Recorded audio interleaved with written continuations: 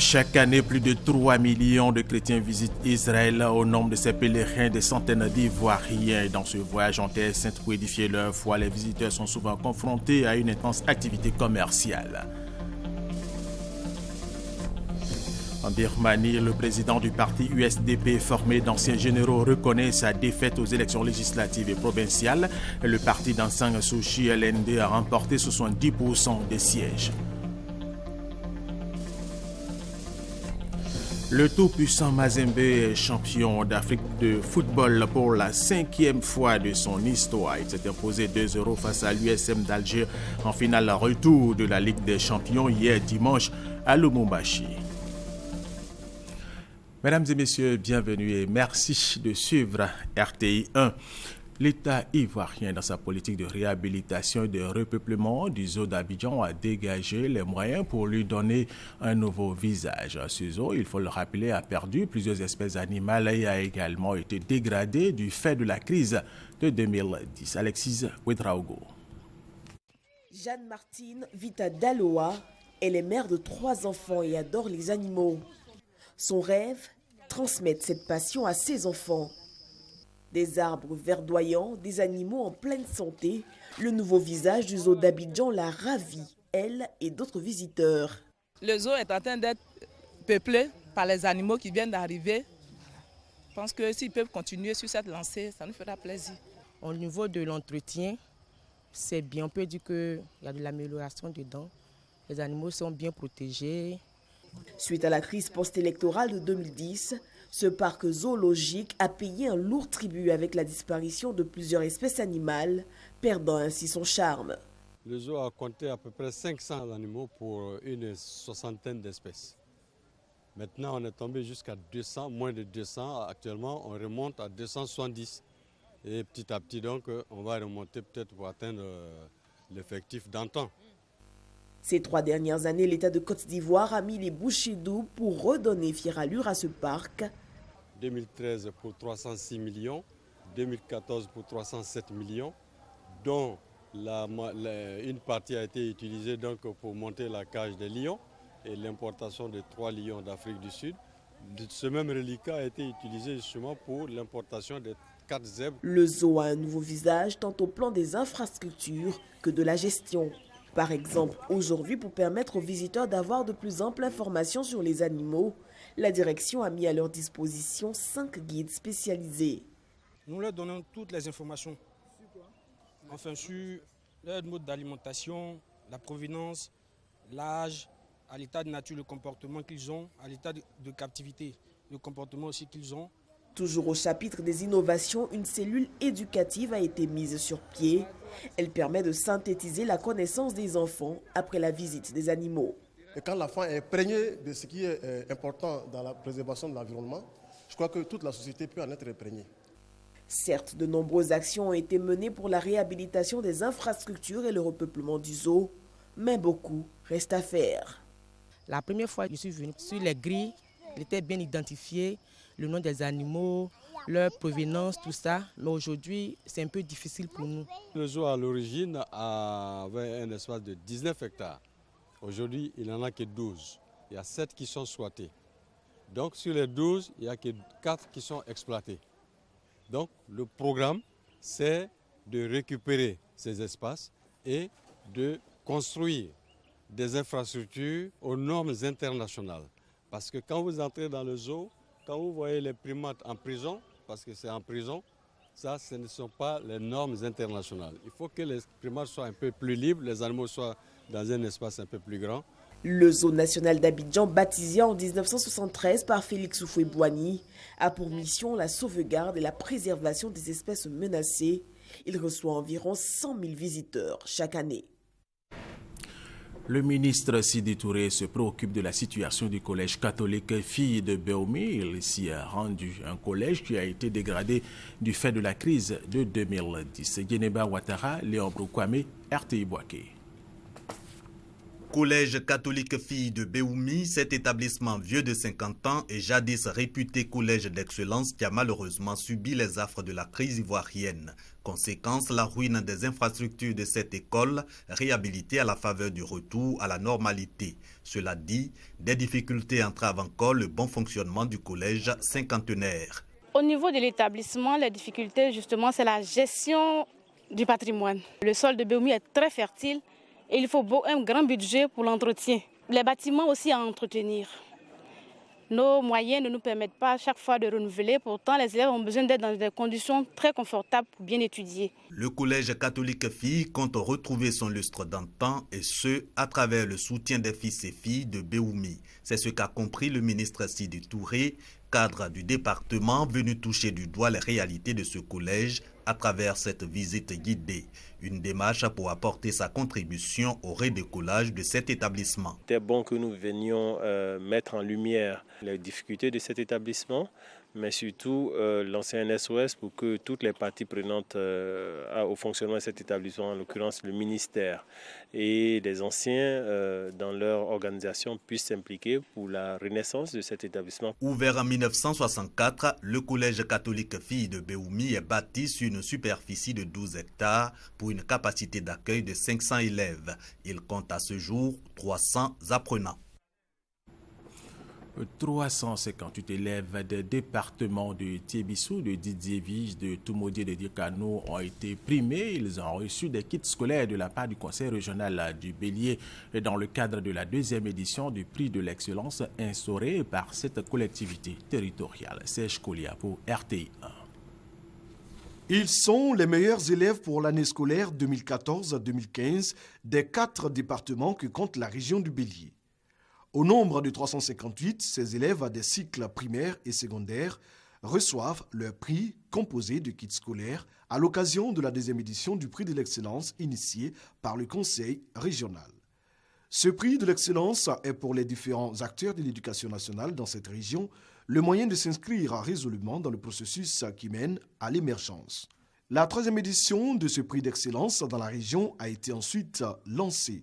Le président du conseil régional du Bélier, Aoussou Jano, prévoit récompenser les meilleurs élèves au mois de mai 2016.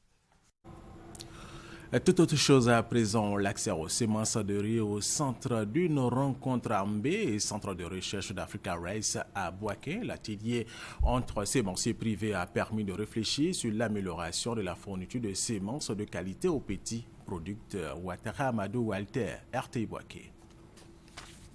Le centre de recherche d'Africa Rice à Ambé, situé à 20 km de Bouaké sur l'axe Ména-Akatiola, a abrité un atelier régional entre sémenciers. Cette rencontre entre partenaires privés vise à améliorer la fourniture de semences de qualité de riz aux petits producteurs. En utilisant bien sûr les variétés améliorées par Africa Rice avec son partenaire, des systèmes nationaux et bien aussi internationaux, et l'équipement approprié pour tout ça, on a ici pour faire le vraiment partenaire concret, clair avec les privés secteurs. Financé par la Banque africaine de développement BAD, le présent atelier a permis aux acteurs de l'espace risicole africain de solliciter de l'aide afin d'assurer l'autosuffisance en semences. Notre principale difficulté, c'est le non-appui de la filière semencière. La non-application de la législation semencière, et il y a beaucoup d'interférences d'autres acteurs qui ne sont pas du secteur, qui s'approprient donc de notre filière pour s'enrichir. 70% des 20 millions de riziculteurs africains, dont la majorité est féminine, sont considérés comme de petits producteurs. C'est pourquoi Africa Rice met l'accent sur ce secteur essentiel pour une amélioration de la production de riz sur le continent africain. Les éléments de la direction régionale de la police des drogues et des stupéfiants de Bouaké ont saisi 30 kg de cannabis à Touafla, village situé à 8 km de Kounaïri. Maria Kobi, Kwadjokwame, RTI Bouaké. Beaucoup de filets de la direction régionale de la police des drogues et des stupéfiants de Bouaké. En effet, 30 kg de cannabis saisis jeudi dernier à Touafla, village situé à 8 km de Kounaïri dans la région du Berry. Gaou Bitrazier Richard, cultivateur de cette drogue, avait en sa possession 7 sacs de ce stupéfiant qu'il s'apprêtait à mettre sur le marché. La direction régionale de la police des drogues et des stupéfiants de Bouaké était à ses trousses depuis 2 mois. Les éléments du capitaine Yaobi Tibé Alfred ont appréhendé le malfrat. Kounaïri est malheureusement l'une des localités pourvoyeuses de l'herbe qui tue. En attendant de retrouver le champ de Gaoubi Trazier Richard, la direction régionale de la police des drogues et des stupéfiants de Bouaké appelle la population à la collaboration afin de mettre hors d'état de nuire ces personnes qui s'adonnent à la culture, à la consommation et à la vente du cannabis. C'est le lieu de rappeler que depuis le début de l'année, une douzaine de fumoirs ont été détruits et une soixantaine d'individus déférés dans la région de Gbeke. Brobo a accueilli le premier forum annuel d'épargne et de partage des groupements d'épargne et de crédit. Le bilan des activités réalisées pendant ces 2 années d'exécution du projet a été fait. Plus de détails avec Maria Kobi et Kwadjo Kwame de RTI Bouaké. Accroître l'inclusion financière en Côte d'Ivoire à travers l'épargne et le crédit en milieu rural. Tel est l'objectif que s'est assigné l'ONG CARE International en mettant en œuvre le projet Power Africa. Ce projet a pour cible les ménages les plus pauvres d'Abidjan et banlieue, du nord, du centre et de l'ouest de la Côte d'Ivoire, favorisant ainsi l'autonomisation et l'épanouissement des femmes. Ce projet est à sa 2e année d'exécution. À cet effet, le premier forum annuel d'épargne et de partage des groupements d'épargne et de crédit a été organisé à Brobo. Occasion pour les 57 groupements de la dite ville et les partenaires de mise en œuvre du projet Power Africa de célébrer les efforts déployés par chacun. Pour ce projet, nous formons des agents communautaires issus des communautés, dont ici des villages, qui, à leur tour, ou des quartiers, à leur tour, forment les groupements au quotidien dans le village. À la fin de chaque année, il y a le partage, ce qu'on appelle le partage des fonds. Donc les femmes se réunissent et elles partagent le fonds qu'elles ont en caisse et elles reprennent le cycle. Pour les bénéficiaires du projet Power Africa Brobo, cette opportunité qui leur est offerte a permis de relever le niveau de vie de leur ménage. Avec le Power, en tout cas, ça va un peu chez moi. Si je vais au village à funérailles, je rentre derrière les femmes, on me donne un peu, je m'en vais, je viens. Sans demander l'avis de quelqu'un même. Toutes mes sœurs qui ne font rien n'ont qu'à s'adhérer à Power parce que ça sauve, ça aide les enfants. Aussi même toi-même t'habiller. Le projet Power Africa est un projet multi-pays d'Afrique exécuté en Côte d'Ivoire, en Éthiopie, au Rwanda et au Burundi. En Côte d'Ivoire, il a permis de mettre en place 3185 groupements avec plus de 70 000 membres.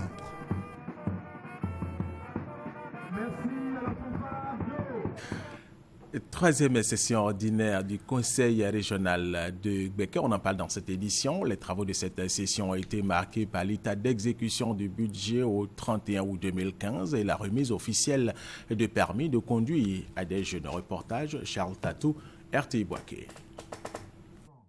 L'exécution du budget du Conseil de la région de Gbeke au 31 août 2015 s'élève en recettes et en dépenses à la somme de plus d'1,517 milliard de francs CFA, dont 409 millions pour les travaux d'investissement. C'est ce qui ressort des travaux de la 3e session ordinaire du Conseil de la région de Gbeke. La question de l'insertion des jeunes dans le tissu social a été également au centre des débats de la 3e session ordinaire, pour marquer l'engagement de leur équipe quant aux actions sociales au profit des jeunes. Les conseillers régionaux de Gbeke ont clôturé leurs travaux par une remise officielle de permis de conduire à 16 jeunes dont leur formation à l'auto-école a été financée par le conseil régional. Ce sont des jeunes qui ont fait les activités à haute intensité de main-d'œuvre. Nous les avons amenés à épargner un tout petit peu afin de faire quelque chose. Comme ils n'ont pas de niveau, ils n'ont pas grand-chose, on leur a demandé de faire les permis. Les ressources, la plateforme vient du conseil et des autres collectivités telles que les communes. On a donné priorité dans nos investissements à l'achèvement des réalisations en cours des ex-conseils généraux qui ont été dissous. À travers la PFS, on a subventionné l'acquisition de permis de conduire pour des jeunes de la région. Il y en a une cinquantaine qui sont en cours, mais les 16 premiers qui ont eu le permis de conduire, on a tenu à donner ça officiellement ici. Pour montrer que le conseil régional participe également à un programme social. D'autres actions en faveur de l'insertion des jeunes dans le tissu social sont en vue. Le 10e carrefour ordinal de la chirurgie dentaire a réuni plus de 100 praticiens à Yamoussoukro. Pendant 3 jours, les participants ont planché sur l'amélioration des conditions de travail des dentistes. Ouattara Madou Walter, RTI Boaké. Yamoussoukro, au pied de la basilique Notre-Dame de la Paix, se tient le 10e carrefour ordinal de chirurgie dentaire. Une initiative du Conseil national de l'Ordre des chirurgiens dentistes de Côte d'Ivoire. Ce forum réunit plus de 100 chirurgiens dentistes venus de tout le pays. Son objectif, créer un cadre d'échange relatif aux activités de la chirurgie dentaire. C'est autour du thème « L'exercice de la chirurgie dentaire en Côte d'Ivoire, défis et opportunités » que des spécialistes ont animé plusieurs ateliers. Après 40 ans d'existence de notre institution, nous avons donc décidé aujourd'hui de passer en revue toute notre activité au niveau de nos cabinets privés. Comment les rendre plus rentables tout en exerçant cette fonction de santé publique. Les différents intervenants et le parrain de la cérémonie, le ministre du Tourisme, reviennent sur l'importance de la chirurgie dentaire dans le maintien d'une bonne santé. Il faut féliciter l'ordre des chirurgiens dentistes pour ce dynamisme. Faire une sensibilisation au niveau de la population ivoirienne pour que les Ivoiriens s'approprient le bon entretien, la bonne santé de leurs dents. Et le deuxième message, c'est qu'il y ait une sensibilisation aussi au niveau des classes scientifiques dans les lycées pour susciter des vocations. La diminution des taxes et impôts, la concurrence déloyale menée par de nombreux cabinets dentaires sont entre autres les mots que ce 10e carrefour ordinal de chirurgie dentaire dénonce. Le ministre Sidi Touré a offert au centre de santé urbain de la sous-préfecture de Marabadiassa, localité située à 65 km de Boaké, une ambulance médicalisée. Cette ambulance permettra d'évacuer les malades en cas d'urgence vers des centres hospitaliers plus adaptés. Djeneba Ouattara, Léon Broukwame. Les obstacles à l'évacuation des malades et femmes enceintes vers des centres de santé plus adaptés, deux vieux souvenirs pour les populations de Marabadiassa. Le centre de santé urbain de cette sous-préfecture situé dans le département de Béoumi bénéficie désormais d'une ambulance médicalisée, un don de Sidi Touré, fils de la localité et ministre délégué auprès du président de la République, chargé de la promotion de la jeunesse et de l'emploi des jeunes. Pour lui, cette ambulance va contribuer au développement du département de Béoumi. C'est notre modeste contribution pour le développement de Béoumi. Il faut savoir que ce geste n'est pas le premier pour ce qui concerne le département. Nous avons fait par ailleurs des dons à la sous-préfecture de Béoumi. C'est le tour aujourd'hui de Marabadiassa. Toutes les autres sous-préfectures en bénéficieront. Mais en tout état de cause, nous continuerons à apporter notre contribution qui vient compléter l'œuvre des différentes mutuelles de développement des différents cadres dans leur localité. Responsables sanitaires et populations reconnaissant aux donateurs se réjouissent de son initiative. Vous venez alors de nous enlever une épine du pied car toutefois que l'on devait évacuer, nous étions angoissés parce qu'il n'y avait pas de moyens adéquats pour le transfert. Aujourd'hui, cela sera un vieux souvenir pour nous. On était obligé d'utiliser ma voiture comme ambulance à Marabadiassa. C'est le meilleur don que le président et son gouvernement a pu faire pour la jeunesse de Marabadiassa et toute la population de Marabadiassa. Érigé en centre de santé urbain cette année même, le dispensaire de Marabadiassa couvre 11 villages pour environ 13 000 habitants. Les populations souhaitent le renforcement de son plateau technique et de sa capacité d'accueil, ainsi que la réhabilitation des logements de son personnel. Un mot de religion dans cette édition et parlons de la messe d'action de grâce du deuxième prêtre de Kolé sous département de Didievi. L'abbé Ndrieng Saint Thomas d'Anquet, c'est de lui qu'il s'agit, a glorifié Dieu qu'il a choisi pour le servir. Kwadjo Kwame, RTI Boaké. Consécration de la chapelle Sacré-Cœur de Ngbankassé. Chapelle offerte par un fils du village au peuple de Dieu. Le donateur souhaite que le canton Ongban se tourne désormais vers Dieu, sauveur de toute l'humanité, et surtout pour l'évolution de l'Église catholique. C'est pourquoi le porte-parole de la communauté catholique, Kofi Kwasi, a indiqué que l'existence de cette chapelle est l'expression du désir du donateur de voir le peuple ongban désormais tourné vers le véritable Dieu afin de recevoir le salut en son Fils Jésus-Christ. Les dignitaires religieux ont enfin béni la chapelle et le presbytère intégré. Bâtie sur une superficie d'un hectare, la communauté religieuse a aussi souhaité la clôture et des latrines dans cet espace dédié à Dieu. Nous vous le disions dans nos titres, chaque année, plus de 3 millions de chrétiens visitent Israël. Au nombre de ces pèlerins et des centaines d'Ivoiriens. Dans ce voyage en Terre sainte pour édifier leur foi, les visiteurs sont souvent confrontés à une intense activité commerciale. Serge Colliard. How much? Postcard, $1. Yes, madame. Thank you. Le commerce d'articles religieux, une activité très prisée en Israël, lieu saint où se rendent chaque année environ 3 millions de chrétiens catholiques et évangéliques. Sur les traces du Christ, ces pèlerins sont surtout accostés à tous les coins de rue par des commerçants. Des casquettes, des t-shirts et produits à l'effigie des villes aux noms évocateurs sont vendus à la criée. Est-ce que vous voulez les sacs de Jérusalem? 3 pour 10. 3 pour 10 les sacs, 3 pour 10. C'est combien? 10. $10. Oui. À Jérusalem. Bois de levier. La boutique 5. Les pèlerins, en quête de souvenirs ou de symboles marquant leur dévotion à Dieu, se trouvent ainsi confrontés à ces commerçants qui semblent profiter de la situation. Le shekel est la monnaie locale, mais pour les pèlerins, les prix sont fixés en dollars. C'est des chapelets, des oliviers, c'est combien? C'est $5. C'est bon chapelet avec les crosses des carmélites.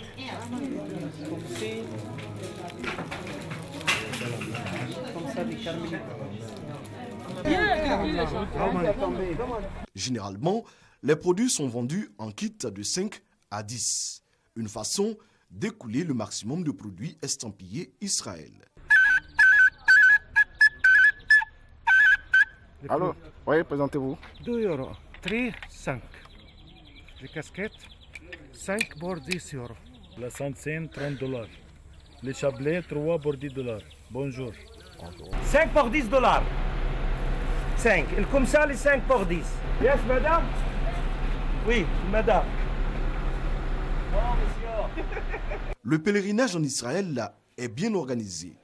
Le pays compte de nombreuses agences de tourisme qui vivent de cette activité. Ces agences organisent les visites des lieux saints.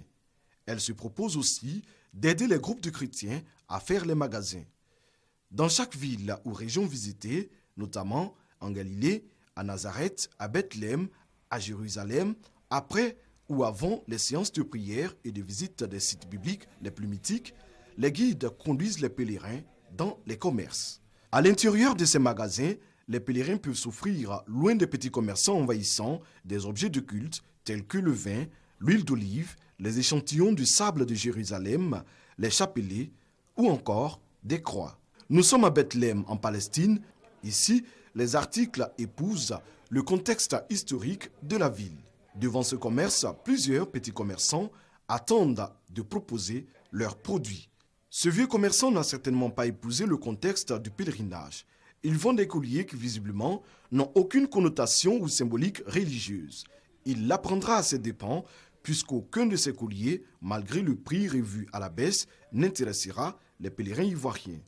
Ses collègues, par contre, ont pu faire de bonnes affaires, en témoigne leur va-et-vient régulier vers le coffre de leur voiture où sont rangées les marchandises. Face à cette foire des commerçants, il est clair qu'il faut avoir un budget pour faire des achats. Ce que j'ai prévu acheter, c'est des cadeaux, des petits cadeaux pieux. Mais vous estimez vos dépenses à combien? $2? $600. Environ 300 000. Il arrive souvent que des pèlerins soient à court d'argent, ou encore que les prix de certains produits achetés dans une ville reviennent 2 fois moins cher dans une autre. par exemple le chapelet avec le bois d'olivier. J'ai acheté ça à Jérusalem à 4 $, mais je pense qu'ici ça fait 8 $. Ça fait un peu leur business, donc je pense que c'est normal parce que bon, pour le développement du tourisme, ça fait une rentabilité au niveau de l'économie. La forte présence de ces commerçants autour des pèlerins est un indicateur de la manne financière importante que génère le tourisme religieux en Israël. De façon globale, indiquent les chiffres officiels, la contribution du tourisme à l'économie s'élève à environ 11 milliards de dollars.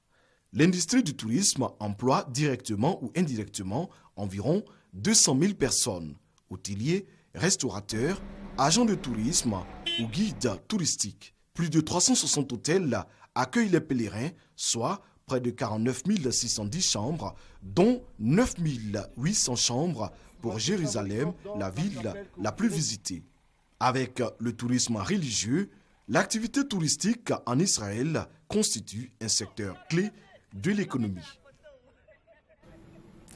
Et c'est un reportage signé Serge Kolia. En Birmanie, le président du parti USDP formé d'anciens généraux reconnaît sa défaite aux élections législatives et provinciales. Le porte-parole du parti LND, Ligue nationale pour la démocratie, Aung San Suu Kyi, soutient pour sa part que son parti a remporté 70% des sièges.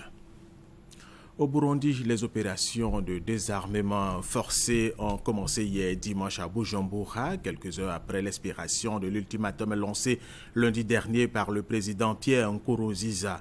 Elles se sont déroulées dans le calme selon les autorités. Le Kenya s'apprête à déployer jusqu'à 10 000 policiers pour renforcer la sécurité pendant la visite du pape François fin novembre à Nairobi, la capitale, parce qu'elle va accueillir jusqu'à 1 million de visiteurs pendant cette période. Et nous allons parler de sport maintenant. Le tout-puissant Mazembe est champion d'Afrique de football pour la 5e fois de son histoire. Il s'est imposé 2-0 avec un but de l'Ivoirien Salé Roger face à l'USM d'Alger en finale retour de la Ligue des champions hier dimanche à Lubumbashi. À l'aller, les Congolais avaient battu les Algériens 2-1. Autre information sportive pour terminer cette édition.